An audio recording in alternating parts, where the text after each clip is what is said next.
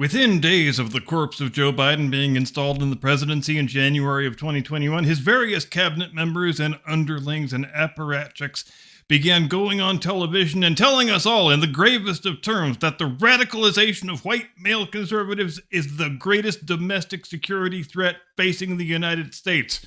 We heard it from Attorney General Merrick Garland. We heard it from FBI Director Chris Wray. We heard it from Homeland Security Secretary, enemy saboteur, and skin-suited reptilian space alien Alejandro Mayorkas. And we heard it especially from Defense Secretary Lloyd Austin, who went even farther than the rest of the lunatics when he announced a 3-day stand-down of the U.S. Armed Forces because the threat of white male conservative extremism is so acute and so terrifying that we need to stop defending the country and its interests for a full 72 hours so that we can, sit around thinking about how racist we are, which is pretty much what it amounted to in the event. And if you know any active duty service members, they can tell you all about it. They were forced to stand down from serving their country and defending freedom so they could be made to sit through a bunch of dumb, woke DEI seminars. Now, for nearly 250 years, everybody agreed, Democrat and Republican and Federalist and Whig and Know-Nothing, left and right alike, that much of the source of America's national prestige and moral credibility on the world stage arises from the fact that we do not allow, or at least we didn't used to, our armed forces to be infected by current-day politics, and we must always cherish and preserve that independence that so many have worked for so long to maintain.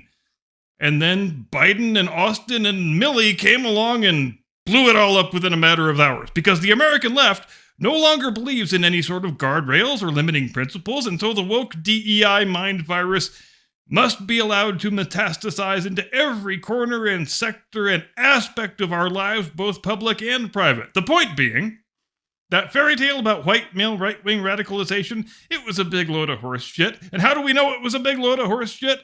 Well, because we have eyes to see and ears to hear. And as we take a look around the country in the spring of the year 2024, it seems, as it so often does, like the truth is the exact opposite of what our officials tell us the truth is. Because the people who are the crazed radical extremists seem to be overwhelmingly not white male conservatives, but rather white female liberals. We are in the midst of what you might call an estrogen Intifada. Just listen to the voices of the people chanting the inane slogans about massacring Jews and wiping Israel off the map. The person leading the chant 100% of the time is a white woman. And the crowd doing the chanting, do you hear an even mix of male and female voices or anything close to it? No. You hear 80 to 85% white female voices. Shrill, screechy, insufferable white female voices. If there is a hell and I am destined to wind up there, I know that's what the soundtrack is going to sound like. That plus the entire Kiss back catalog. And lots of modern jazz. So I guess my future torturers know exactly how to make me talk now. You're welcome. Also, here's a helpful tip for you young female jihadis, which you assuredly will ignore. If you're a purple-haired lesbian with hairy armpits and tattoos and various metal objects jammed through your face, I guarantee Hamas does not want your support. And I further guarantee that if they had the chance, they would not hesitate to rape, torture, and kill you for wearing their traditional male Arab headdress as a fucking do-rag. And I still await an explanation of how a 19-year-old blonde American girl cosplaying in a keffiyeh is not cultural appropriation. I mean, since these are the same youngsters who are always telling us that cultural appropriation is a terrible, loathsome, racist hate crime, I just wonder how they reconcile that in their own minds is all. But they probably haven't thought about it for a single moment, because that would require some modicum of self-awareness. So am I done mocking the Purplehair Intifada for tonight? Nope! Not even anywhere remotely close. Jim Eagle, do that thing you do.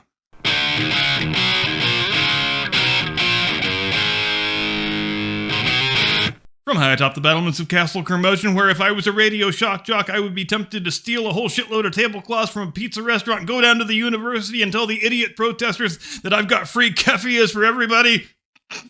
Good evening, Mr. and Mrs. America, and all ships at sea. Welcome to the program. I'm your eponymous host and humble servant. And have you ever wanted to see a perfect snapshot of what happens at the intersection of unearned privilege, unwarranted self-importance, unlimited entitlement, and just stultifying stupidity? I hold that snapshot right here in my formerly nicotine-stained fingers. For this is the list of humanitarian demands, yes, they really called it that was issued on Tuesday by the Westwood branch of the Purplehair Intifada at UCLA. And I assume these demands are no longer in effect since the LAPD went in there yesterday and broke up their little campus cosplay party.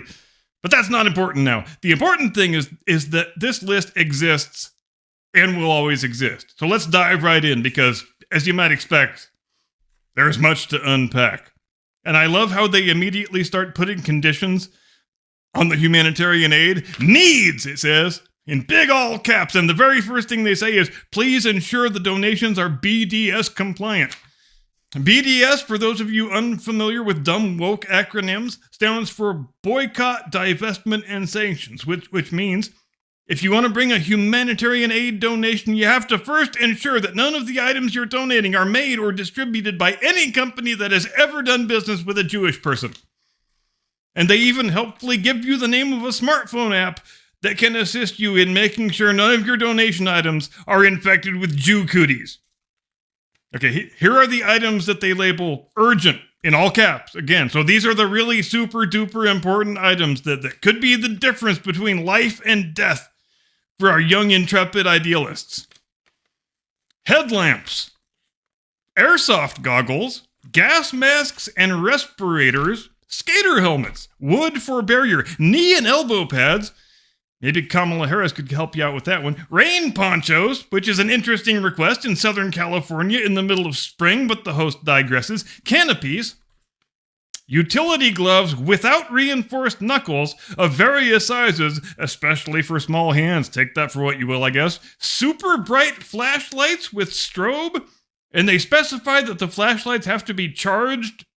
And, don't nearly all flashlights run on batteries? Never mind, not important now. And finally, umbrellas. So you need rain ponchos and umbrellas? Isn't that rather like wearing a belt with suspenders? And again, in May, in Los Angeles, these kids act like they are in Bangkok in the middle of fucking monsoon season, for Christ's sake. Next, we have the medical section, the heading of which is not in all caps, so clearly, medical supplies are far less important than umbrellas and elbow pads, which seems odd to this reporter, but then I am not a professional social justice warrior, so maybe I am just out of my depth here. They want EpiPens because nothing says terrorist street cred like advertising the fact that you can be defeated by a bee sting.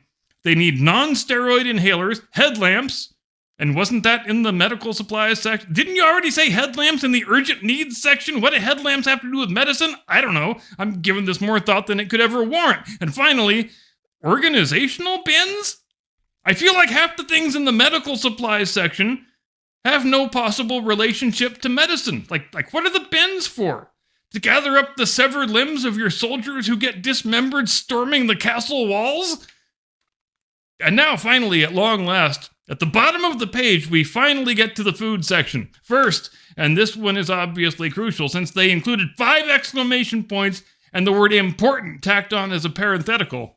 Hot food for lunch. Because heaven forbid that our heroic jello-haired mujahideen, famished from the hard work of freeing Palestine, should have to face the indignity of eating a peanut butter sandwich. Next, vegan food. Because, of course, and gluten-free food, of course. Also ice. Because freedom fighting is thirsty work, goddammit. And our brave jihadi warriors can't be expected to drink water with no ice. I mean, what kind of barbarians do we look like?